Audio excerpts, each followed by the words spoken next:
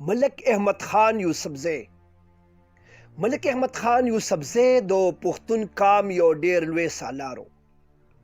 ملک احمد خان بابا په کال 1460 کې د کابل په پښتنه خوره د سلطان شاه په کور کې پیدا شو.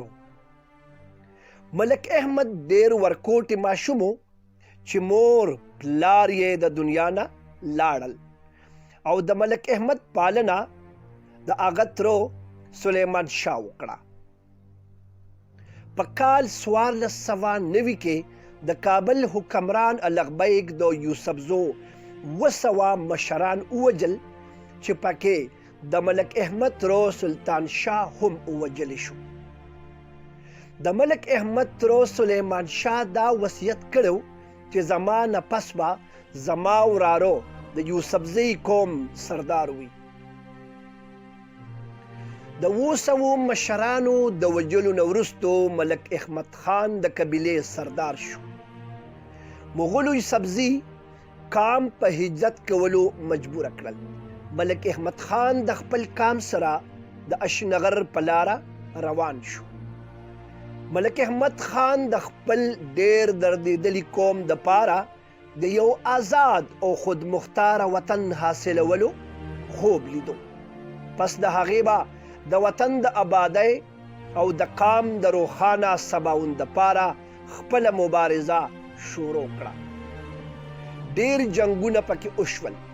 د احمد خان بابا د قافلې ډیر پښتانه مشران پکې شهیدان شول. د مغل د جبر او د ظلم مقابله وکړه چې په هر سنگر د ملک احمد خان قافله بریاله شوی وه.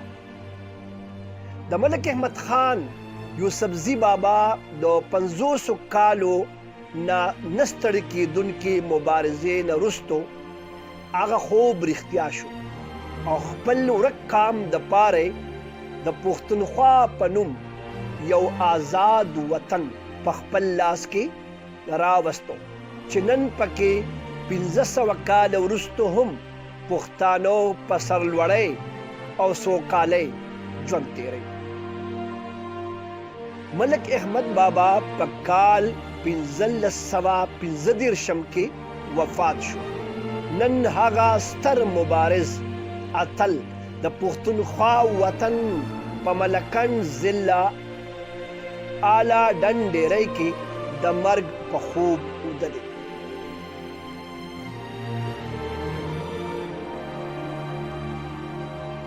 دوستانو، کم وخت چې تاسو د سوات ایکسپریس وے باندې د ټنل نه سوات اړخ ته وړئ نو د ټول پلازې سره جفت ورخاته اړخ ته د ډیری الډن بورډ لګېدلی دی.